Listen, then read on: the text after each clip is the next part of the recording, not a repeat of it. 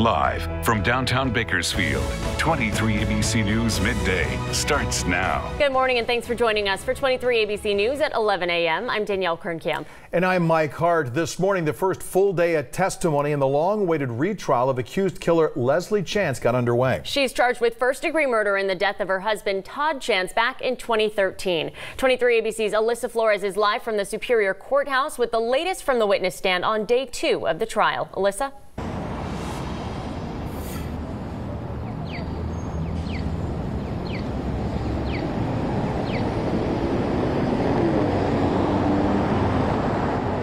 Mike, Danielle, so far we are one witness into today's proceedings. Today, prosecutors called to the stand Kevin Kimmel. He was one of the lead investigators in the homicide of Todd Chance back in 2013. Sergeant Kimmel testified that after leaving the scene of the place where Todd's body was found, it was his job to make the death notification to Leslie Chance. He says he's made dozens of death notifications in his decades-long career and says this notification was unusual, which prompted him to record the notification on an audio recording device, something he says he's never done during a death notification. That recording was played for the jury. Sergeant Kimmel says that he asked Leslie Chance multiple times whether all of Todd's guns were accounted for, and she said they were. But when he asked her to double check, she came back minutes later saying that her husband's .38 caliber revolver was missing.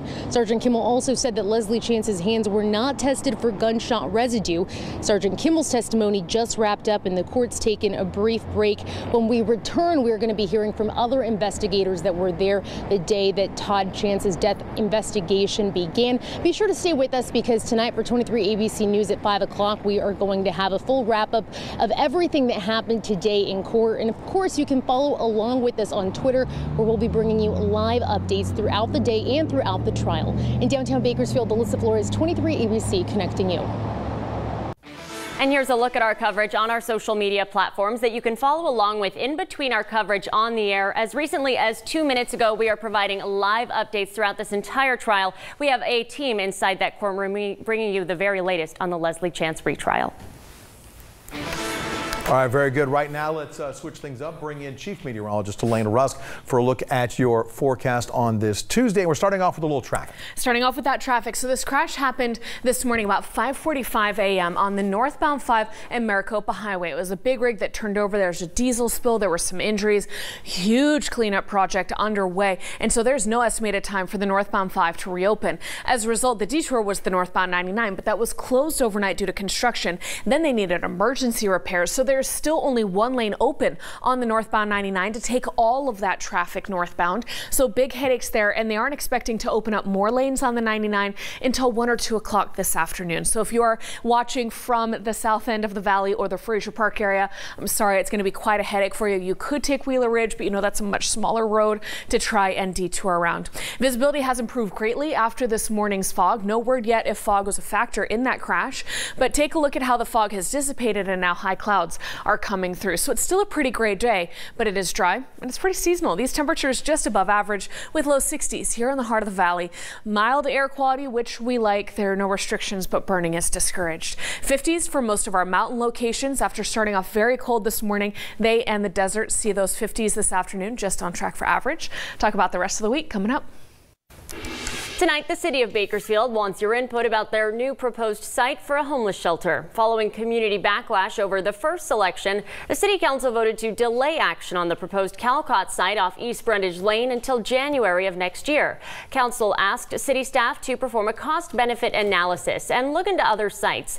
The city plans to present a possible new location off Brown Street in East Bakersfield, but says it doesn't check all of the boxes like the Calcott location. The size of it's quite a bit smaller than Calcott, so there's not as much potential for growth. For some people, that's probably a positive. I know some of the people that were upset with the Calcott site, they didn't want to see it grow to the largest potential that it has there, so that may be a positive to them. But for the city and for probably a lot of people, we want to be able to have potential for growth and also be able to have everything on site.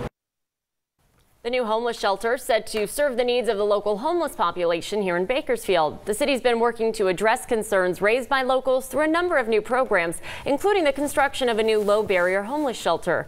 The open discussion will be held today at 6 p.m. at the Jerusalem Church, located at 924 Cottonwood Road.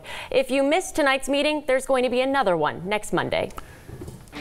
The sheriff's office needs your help in locating an elderly man who went missing over the weekend and could be at risk. Take a good look at this picture. This is 85-year-old Theoda Harrison. He was last seen Saturday about 7 o'clock at his home in Wasco. According to Kern County sheriffs, Harrison suffers from several different medical conditions and could become disoriented. It is unknown if he took his medication prior to his disappearance. Now, he could be occupying his light silver Toyota Camry, 2009 model, the license plate BD362DP. If you see Harrison or the car, or you think you may know where he is, you're asked to contact KCSO at 861-3110. Golden Empire Transit is extending their ride pilot program through December of next year. Earlier this year, GET officials expanded their service area to include the shops at Riverwalk along Stockdale Highway and the VA clinic on Westwind Drive. Customers can book a ride using the Translock app or by calling GET at 869-6380. You can also catch a ride by approaching one of their vehicles and telling the driver where you'd like to go. The cost to use ride is $350. Going on right now, Bakersfield College is unveiling the Vernon Valenzuela Veterans Resource Center. The ceremony began with a formal presentation of colors, followed by a flyover by Kern County Fire's helicopter. The center is named in honor of the late Vernon Valenzuela, a Vietnam combat vet, Purple Heart winner, as well as a former BC student. Valenzuela dedicated his life to serving others, and as he said himself, quote, "Serving your country has no discharge date." We'll have more on this coming up later tonight and across our social media platforms.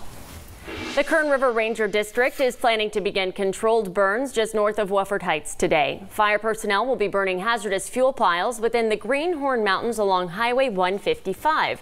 Approximately 4 acres will be burned over the next few days to clear out dead tree piles as weather and smoke conditions are met.